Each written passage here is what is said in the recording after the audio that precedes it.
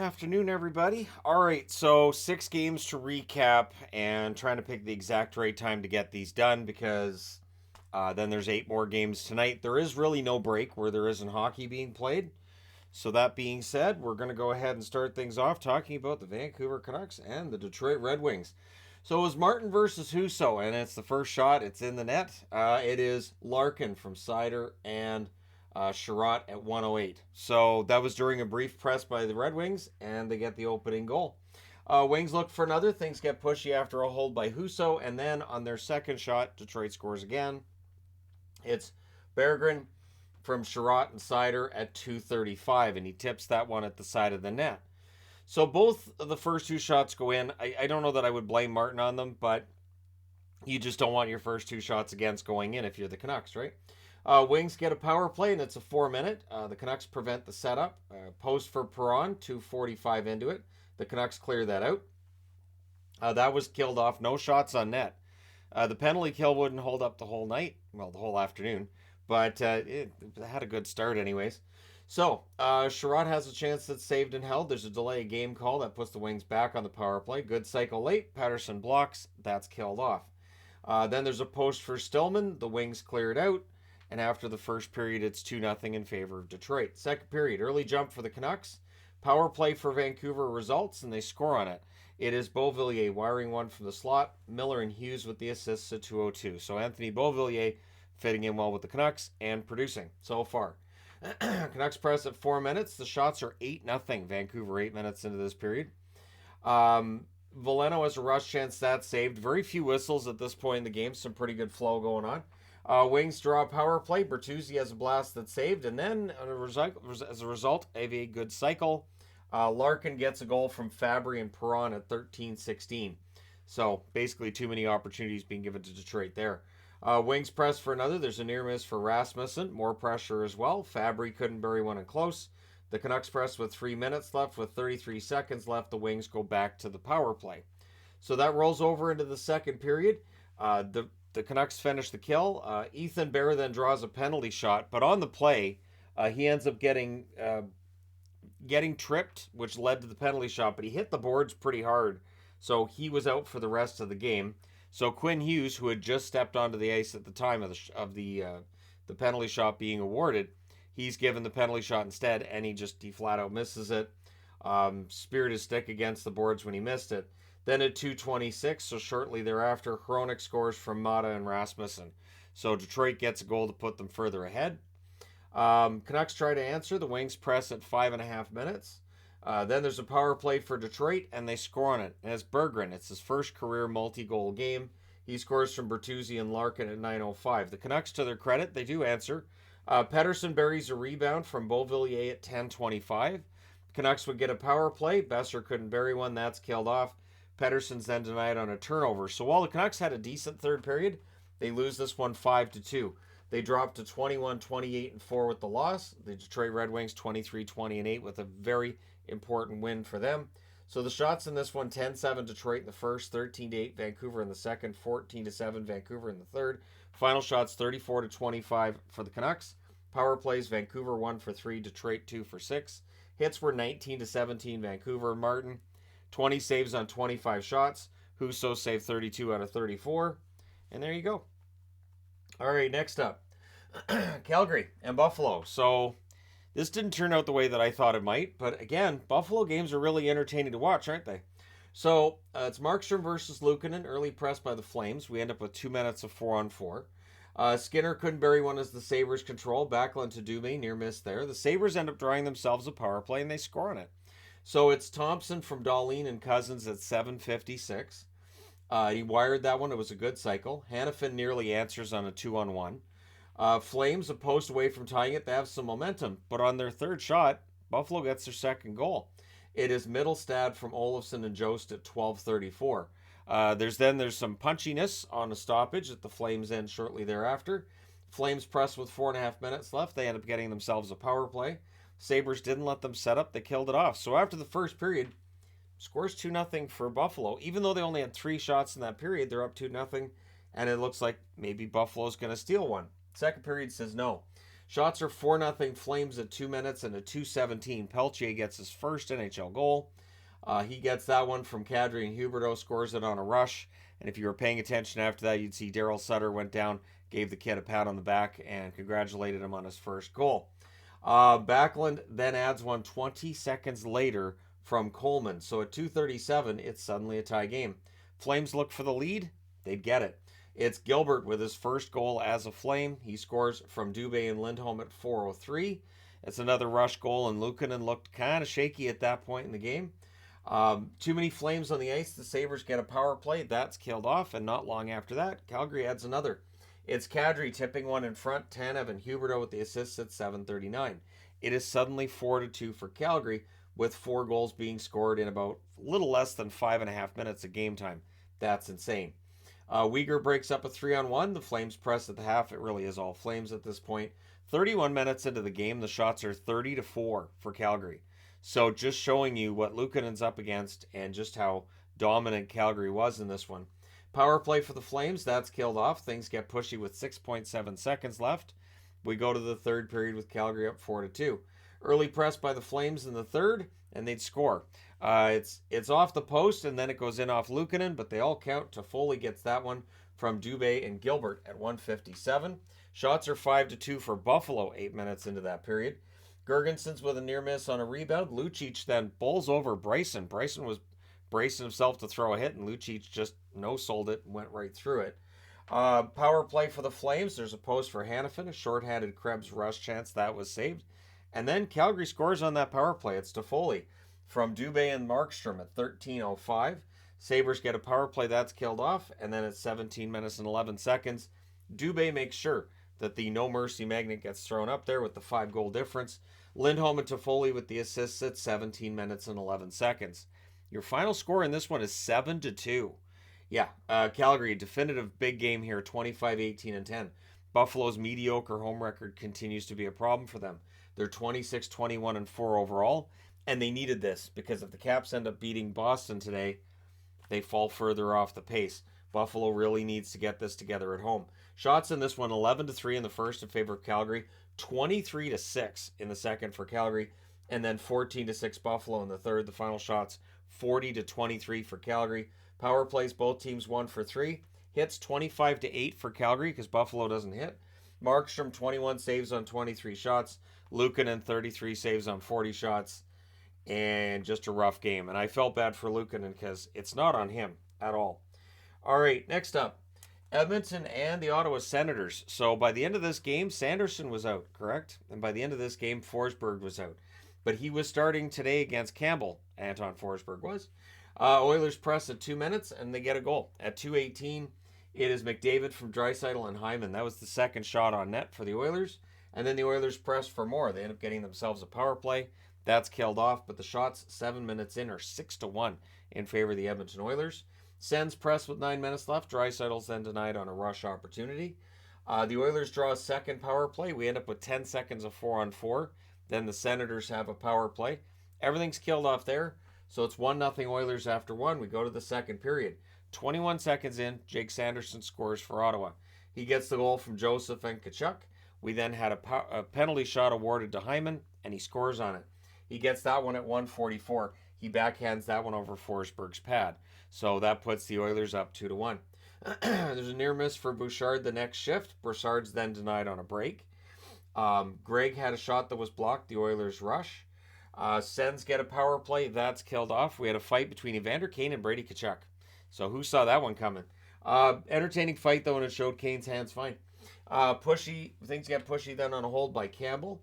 Sens get a power play. That leads to a shorthanded marker for the Oilers. It's McLeod with his 10th of the season from McDavid at 15-18. And then 17 seconds later, the Sens do get the power play goal to even it up. It's Giroux from Gregg and Pinto. So that makes the score 3-2. And then before the period's out, Brandstrom, who hadn't scored since, 1865, he gets a goal from Gregg and Holden at 17:58. So that ties the game at 3, and he wired that one glove side on a rush. Didn't look like a defenseman that's been struggling to score. So we go to the third period. Nugent Hopkins has a shot that saved. The rebound's held.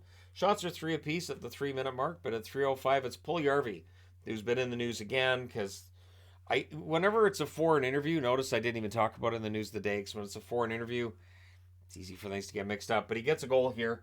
He scores that one from Kulak and Nurse. It was a nice play by Kulak to set that up. Oilers get a power play. It becomes a 4-on-4. And then while they're shorthanded, they get another one. This time it's Ryan. He chops it from the slot. He puts that one in from Kulak at 7:24. So a good third period for Kulak. And suddenly the Oilers are up by a couple. And then the Oilers finish the kill. That's what they didn't do the first time out when they had the shorthanded goal. Strong back checking by the Edmonton Oilers. Giroux nearly adds one. The Senators press. 6:10 left. The Oilers get a power play. They don't end up scoring on it, but yes, they did. This is a power play goal. Nugent Hopkins buries it at 14:37. So that's a power play marker, and that's where Forsberg gets hurt. He was down on the play, so he had no chance to save that one off Nugent Hopkins, and that makes it 6-3. So they challenged it to see if it was a legit goal. The challenge failed, therefore it's a power play for the Oilers, and now Sogard's in net. The Senators did kill off that penalty. Quiet building though. Quiet building, because now you're without Talbot, now you're without Forsberg, and you lose this one 6-3 against the Oilers. The Oilers go to 30-18-5 with the win. The Sens drop to 24-24-3. They cannot get very far above 500. They always seem to drop back. Shots in this one: 14-7 Edmonton in the first, 12-11 Edmonton in the second, 14-11 Edmonton in the third. Final shots 40-29 for the Oilers. Power plays: the Oilers 1 for 5, Ottawa 1 for 4. Hits: 34-25 for Ottawa. Campbell saved 26 out of 29. I thought he had a couple of shaky moments, but honestly, he ends up having a pretty good game. Again, Forsberg saved 31 out of 37, and then Sogard saved all 3 shots he saw in relief. And again, we'll see what the status is on Forsberg soon enough, right? All right, next up, the Islanders in against the Montreal Canadiens. The Islanders can't keep doing this. The Islanders had a really good run going. Then they lost at home against Vancouver, and now they go into Montreal, and this is a game you have to win. The teams that they're chasing have all played fewer games. And again, if Washington gets hot, they've been a very hot and cold team. If Washington gets hot, and if the Islanders keep going through this, their season could be done sooner rather than later. So it's Varlamov versus Montembeault in this one. Early jump for the Habs. Doc has a rush chance. That's defended. The shots are 4-2 for Montreal at 5.5 minutes. Habs press draws him a power play. There was a post for Lee from the slot after, so that power play doesn't work. But then Suzuki scores the 17th of the season from Harvey Pinard and Anderson at 12:57. And the shots are 10-3 in favor of Montreal with 5 minutes left. So Montreal, very good first period. But at 15:01, Nelson scores from Dobson and Aho. So again, as I'm writing stuff on the board, goals happen. I apologize, these things do happen. Ties the game. And that's on a face-off win. So they win the face-off. Nelson goes to the net and he gets the goal from Dobson and Aho.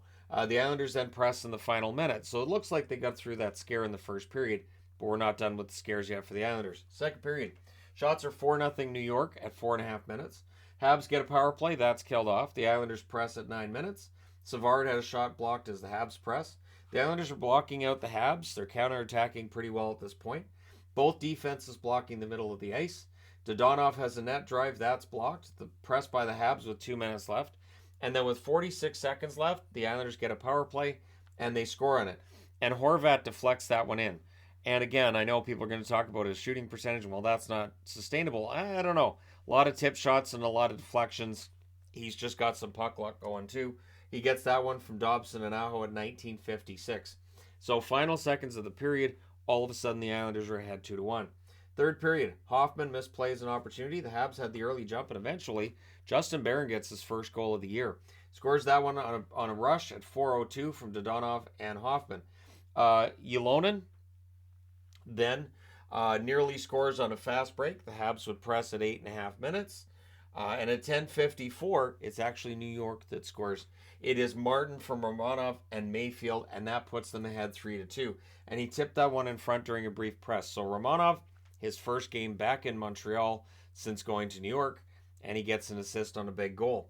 But Kirby Dach was not to be denied. He tips one 5-hole from Matheson and Hoffman at 16:44. Suddenly we have a tie game again. And then the Habs press for the lead. However, the Islanders had some pressure to close it out, but we're going to overtime. In the overtime, Palmieri and Hoffman have a battle for the puck. Dobson sets up for the Islanders. The Islanders draw a power play. They also call a timeout before that power play gets going. Dobson's denied. The Habs cleared out. Savard blocks on Dobson's next opportunity. The Habs score, and oh my gosh, if you need to review an offside goal for 10 minutes, it's onside. Let it go. I just don't understand. I don't get it. And I've talked about this before, but to me, when it's that bleeding close, it's a goal. And they took forever. So Lane Lambert's already gone to the locker room. He gets called back out. The referee's over apologizing to him because it's taking so long to make the decision, which ends up being the decision was on the ice anyways, that it was a good goal. So Matheson gets the goal from Hoffman at 4:39. It counts, and hopefully the Islanders didn't miss a flight after this game. So your final score is 4-3 Montreal in overtime. They go to 21-27-4. The Islanders 27-23-6 with the overtime loss. And again, they can't keep doing this. Shots in the first period, 14-7 Montreal. In the second period, 10-5 Islanders. Third period, 9-8 for Montreal. In the overtime, 5-3 for the Islanders. Final shots, 31-30 Montreal. Power plays, the Islanders 1 for 2, Montreal 0 for 2. And the hits, 21-15 for Montreal. Varlamov saves 27 out of 31. Montembeault saves 27 out of 30. Very good game.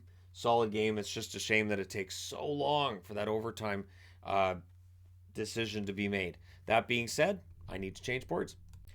All right, so Nashville and Philadelphia. So Philadelphia is doing it again. They are making sure that they get points. They are keeping games close. They're playing very well defensively.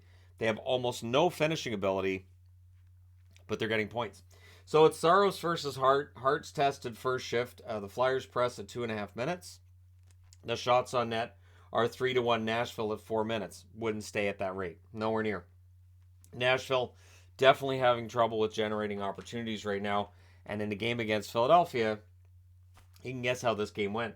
Yossi has a shot that's blocked. The Flyers clear it out. Neither team getting prime chances. D'Angelo has a shot that's kicked aside. I think it's funny, too. I've been hearing on the last couple of broadcasts, Philadelphia is trying to teach D'Angelo to play defense. Yeah, absolutely. Yep. Nashville presses with 6 minutes left. The Flyers press with 3 minutes left. Glass can't bury one in the closing seconds. And then Forsberg gets shaken up on a hit along the boards. I believe he stayed in, though. I don't think both Forsbergs were out in these games. So it's scoreless after one. Second period, we had a fight between Jeannot and Delorier, and maybe that fired up Nashville a bit because they opened the scoring not long after. At 1:43, it's Niederreiter from Duchesne and Glass. The shots are 4-3 Preds at 3 minutes. Again, it wouldn't stay that way, so they had fast starts to both periods.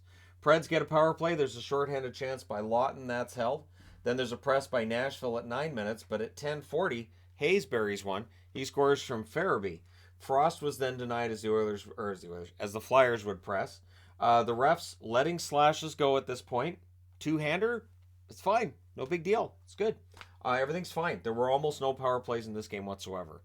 And they were just blatantly letting things go. Playoff hockey. So, Yossi has a rush chance. That's defended. There's a last-minute press by Nashville. Glass can't bury one before the horn. It's 1-1 after 2. Third period. Press by Nashville at 2.5 minutes. Cates blocks a Sissons shot. Allison finally would clear it when they got a chance. They were in their own zone for at least a minute and a half. I want to say 2 minutes there. Hart saves one through a Parsonen screen. JVR had a rush chance that's held, and we get some pushing. The shots on net are 4 apiece at 7 minutes. There's a crossbar for Jankowski. That was the second crossbar Jankowski hit in this game. Yossi has a net feed that's blocked. There's more pressure by Nashville. Tippett then had a rush chance. He fired wide on that one. There's a press by Nashville, but they're kept to the outside. Shot blocks, sticks and lanes. Standard Flyers stuff gets them to the overtime, but in the overtime, Nashville ends it quickly. In 34 seconds, it's Duchesne from Johansson. No doubt left on that one. And so your final score is 2-1 in overtime for Nashville. Big win. Remember, they're chasing down teams that they have games in hand on, and now they've got to win. They go to 25-19-6 on the season. Philadelphia with the overtime loss point, 22-22-10. Shots in this one, 7-5 Philadelphia in the first, 10-9 Philadelphia in the second, 10-7 Nashville in the third. Nashville gets the only shot of the overtime. That's the one that matters. Final shots, 25-24 Nashville. Power plays, Nashville was 0 for 1. Philadelphia didn't have any. Hits, 43-40 in favor of Nashville, so a lot of hitting there. Saros saves 23 out of 24. Hart saves 23 out of 25. Both goalies played very, very well in this one. And so, yeah, there you go. Last game of the early ones, anyways. Tampa Bay and Dallas. For the Bolts, they came into this one as a mediocre road team. Their record is still kind of mediocre. Now they're 13-12 on the road, but this could be a big turning point for them. So it's Vasilevsky versus Wedgwood. The Stars wearing their Rave jerseys. Their record this year with the Rave jerseys, I don't think is as good as it was last year. The Rave jerseys, which is the black with the neon. So the shots are 3-1 Bolts at 3 minutes. I've also seen them called the Tron jerseys. Delandry has a chance that's blocked by Perbix. The Stars draw a power play. That's killed off. Then there's overpassing on a Stars rush, and that was Pavelski overpassing of all people, but these things happen. Near miss by Point from the slot. Then there's a net feed to Johnston. Near miss there. Stars net crashed with 7.5 minutes left. Vasilevsky holds. Vasi had a great game today. There's a tip shot by Sagan. That saved. The Stars get a second power play. That was killed off as well. Post for Rope Hintz, and then Hakanpää's robbed on the rebound. That should have gone in, but again, Vasilevsky denies him. And Vasi's the reason it's scoreless after one. Second period. Near miss by Heiskanen in the first minute. The Stars winning the puck battles early on in this one. Power play for the Bolts. It then becomes a minute 15 seconds of 4-on-4. The Stars get a power play. Everything's killed off there. Don't you worry about it. Shots are 4-3 Dallas at 8.5 minutes. And at 10:13, Tampa gets the lead. Yep, it's Cirelli. He gets a goal from Hagel and Killorn. He buries that one on a fast break. Now, I know Cirelli was due, but did he have to score against Dallas? Of course. So, Bolts press for another, but it's Jamie Benn going end to end. He scores at 12:18 to tie it. Stars then press with 5.5 minutes left. Robertson to Pavelski near miss. The fans then call one. The referee does not. That happened again in the third period as well. I didn't put it on the board. Third period, Heiskanen to Pavelski near miss. So Heiskanen early in the second and the third period is on the board, but not quite able to get points there. We get 2 minutes of 4-on-4. There's a shoulder save on Heiskanen by Vasilevsky. His positioning is just excellent right now. Stars draw a power play. That's killed off. The shots on net are 3 apiece at 8.5 minutes. Kucherov has a blast that's held. The Bolts press with 7.5 minutes left. Wedgwood's the reason this one's tied at this point. Near miss by Suter as the Stars press. Belmar then tips one wide on a net drive. Stamkos, certain goal for Stamkos, and it was blocked. I think it was Ben that blocked it. Just ridiculous. Bolts press with 3 minutes left. It's all Tampa, and eventually the dam bursts. And it's the last minute of the period at 19:16. Cirelli scores from Hedman and Killorn. Really strong press. And I guess I can't fault Dallas on this one. You can't lose in overtime if you lose in regulation, so kudos. Goalie pull with 15 seconds left. That allows Hagel to hit the empty net as the clock's expiring, and your final score becomes 3-1 for Tampa Bay. They go to 34-16-2 with the win. Dallas 30-14-10. They lose out on an opportunity to get points and pull further ahead of Winnipeg. Shots in this one, 12-6 Dallas in the first, 12-10 Dallas in the second, and then Tampa Bay controlled the third. They outshot Dallas 15-5. Final shots 31-29 Tampa. Power plays the Bolts 0-1, Dallas 0-4. So the power play still costing Dallas. The hits 15-14 Tampa Bay. Vasilevsky 28 saves on 29 shots. Wedgwood was excellent, 28 saves on 30 shots. Just didn't get the goal support. So there you go. You guys are all caught up on the early games. Let me know your thoughts in the comment section below as always. Don't forget to hit like and subscribe if you're browsing your way through. You just happened upon this video and there's 8 more games to come. So looking forward to recapping that for all you fine people. Thank you guys so much for all your support. I will talk to you again soon.